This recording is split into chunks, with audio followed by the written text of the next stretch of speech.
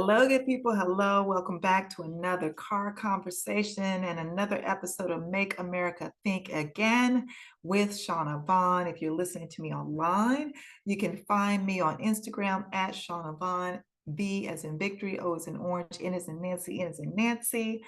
You have here my Cash App, $1111 Oracle, top contributor this past week. T. Lee. T. Lee, thank you. Thank you, T. Lee. Appreciate you. All right, so in this episode, I want to talk about the bystander effect and conditioning. Now, these are two theories that were formulated in the field of psychology, but I'm going to break it down and show you how it applies to politics right now today. All right, so let's get into it. So the bystander effect. The bystander effect is when you see something going down, right? Whether it's a fight breaking out, a conflict, a car accident, somebody having a medical emergency, somebody that might be under the influence of drugs and might be acting out. We've got a lot of these situations on planes where people are doing crazy things, right? So the bystander effect is that everyone that is observing the situation that's going down, right? Number one, we are assessing what's happening. Is there anything that we can do? Am I equipped? Am I physically equipped to maybe go up against this guy? Or do I have what I need to help in this medical emergency, etc.? Okay, so we're assessing whether or not we can help. Then we're also thinking, well, somebody else has got to be thinking the same thing. So somebody else is going to step up and do something. Somebody else is going to jump in. A guy is going to jump in because I'm a woman, and this is where a guy should step in.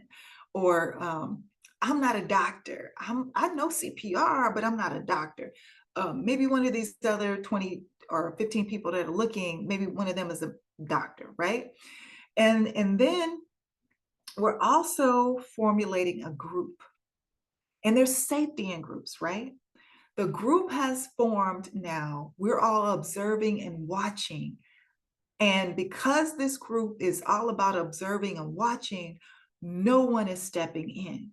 There's comfort in this group. We're safe in this group, okay? Because we're doing what everyone else is doing. So we can't be found, wrong or liable for anything, or we can't be ostracized or called out on anything because we're part of the group that's sitting back and doing nothing. Although we're still thinking someone else is going to step up. And that's how the group gets formed, because everyone is thinking the same thing. Everyone is thinking somebody else is going to step up and do it. Okay? Now, let me illustrate how this applies to politics. Just recently, I want to get his name right. We've seen these town hall meetings, right? They've been breaking out all over different states, different cities, rural cities, large cities, etc. But for the most part, initially in the beginning, you saw people showing up, calmly asking their questions. Their representatives were there. Yes, you heard some boos, but that roar started to get louder, right? And what it took was that one person to go outside of the group and boo. It took that one person to step up to the mic and call their representative on and say, hey, no, you're not going to lie to me anymore. Don't feed me any bullshit. That's not the question I asked you. Answer the question I asked you. It took one person to do that for other people to step up to the mic and do the same thing. It took one person to boo for the whole group to start booing and shutting down the lies and shutting down the BS that these representatives were trying to just spew from the podium, right? And then what happened after that, you saw Republican representatives retreat like, oh, we can't do any more of these town halls. These people are getting irate. They're booing me. Oh my God, what am I going to do? I'm being booed. That, playing the victim, right? But the people said, no, we demand better. We demand answers. We demand you to do something on both sides, both parties. You have Democrats just as upset as Republicans. And also, I want to clear up this lie that's being perpetuated by the far MAGA right people, the cult people. This Soros person, I know he exists somewhere out there in the ethers, but we don't know him personally. He's not personally sending us checks, nor is anybody thinking about that. People are pissed off because grandma and grandpa or our parents might possibly be getting ready to lose their Social Security checks. We're pissed off because, the child that we know, the student that we know, or our very own child that has some sort of learning disability will not have access to the accommodations they need anymore because now because Felon 47 is trying to dismantle the Department of Education. We're pissed off because there are millions of people. The only way they can go to the doctor or the dentist is through Medicaid. And they're threatening to get that. So what's going to happen to all these people? We have medical research has already been pulled, funding from medical research. So there are people walking around with medical devices in their bodies because they were part of this research that they can't go have taken out. I just watched a video with a woman who has ALS, who can't even speak anymore. And she was in this research program. And now all the funding is gone for that. So we're pissed off. Nobody needs to pay anyone. You have veterans that have lost their jobs. You have veterans that have lost the crisis hotline that they were able to call into because of their PTSD and depression. So people are pissed off on both sides. People are mad at Chuck Schumer. People are mad that Democrats aren't doing enough. And Republicans are, I don't know, buyer's remorse or just pissed off about the things that are happening to them as well.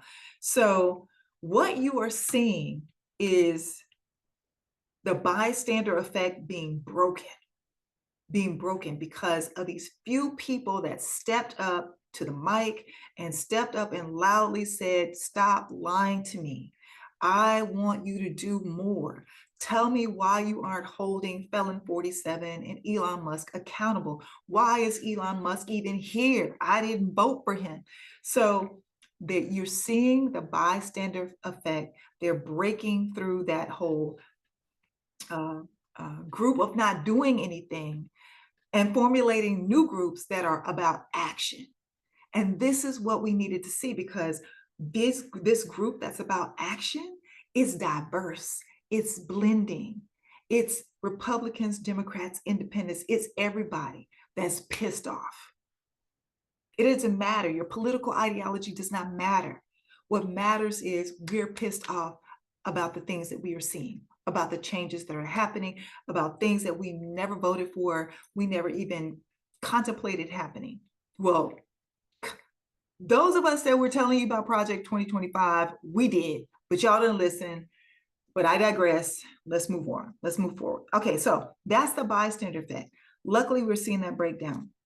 I think the catalyst, and I want to name this guy, veteran Jay Carey from Asheville, North Carolina. When he stood up and said, I'm a veteran and you don't care about me, I think he used some profanity in there. But after you saw that, after people saw that, it was like fire. It was like fire. It spread all across the country. And so my point in talking about the bystander effect is that we need more of people stepping out and saying, I'm going to form the new group. I'm not going to sit back and just watch this and allow this to happen, not only to myself, my family, and my community, but everyone around me. Because if it happens to that person that lives across the street, if it happens to that person that I work with or is in the next cubicle, if it happens to the person that I go to church with, it's eventually going to happen to you. they're going to come around to you some way, somehow. If you are in any type of marginalized group, and for those of you that don't believe that you're part of the other, we need y'all to get on board real quick. Hopefully you're figuring it out because you've either lost your job, you've lost some funding, you've lost your insurance, you lost your accessibility to VA hospital and programs for veterans. Like your children are losing, they're going to miss out on the public education. Hopefully you have reached the understanding that you are part of the other as well. Okay, so the action, we are a group of action now. We have formed a new group of action, and that's what's important. And also, I'm going to end on the bystander effect with this point. What you have seen recently with AOC and Bernie Sanders getting out there with these rallies against the oligarchy, understand that they're talking about that 1% that wants to see us all either. I'm going to be very blunt in this moment. Okay, I'm going to be very blunt, and it's going to be kind of grim, but I just really have to tell you what I see on the horizon. With them cutting all of the insurance, with them, not all the insurance, with them cutting Medicaid and Medicare, with them cutting programs for students with disabilities, students from lower socioeconomic levels, etc. You see them cutting life-sustaining programs for certain groups. So if you cut off, and I've said this before, if you cut off Social Security for the elderly, if you cut off Medicare for the elderly, where do they go? What happens to them? When they get sick, they can't afford to pay their bills. What's going to happen to them? I want you to think about it. What's going to happen to them? If you got young children, if you got people who have different illnesses that can't access health insurance, you have people who not only don't have the health insurance, but they also don't have money to pay out of pocket to go to a doctor. These things will grow. The problems will could become so overwhelming that, again, you're going to see the things that I've mentioned before increase, whether you're talking withdrawal like depression, some people unaliving themselves. You could have people, the alcohol and drug use, and then you can have more people that are doing the aggressive outerly things. You're going to see more theft, more drug use, I already said, more people, mental health crises, more aggression, more violence. It is going to get very bleak and ugly around here really quick. So we need to be the party of action, and we need to be unified as a collective against that 1% that is trying to either kill people off. Again, I'm going to be very blunt, trying to kill people off, just allow people to die, make people suffer to where they either give up and take themselves out, or they get too sick to where they cannot, they just die, or create with the rest of us that are left, create some huge labor force that just makes them money. They don't care about anything or anyone outside of their billionaire bubble. They do not. I don't know how badly, no matter how badly you want them to, they don't. They don't. They don't. So that's the bystander effect. Okay, so I'm gonna start a whole nother one because I went longer on this one for the conditioning, because I do want to talk about Social Security issues. So I will be right back.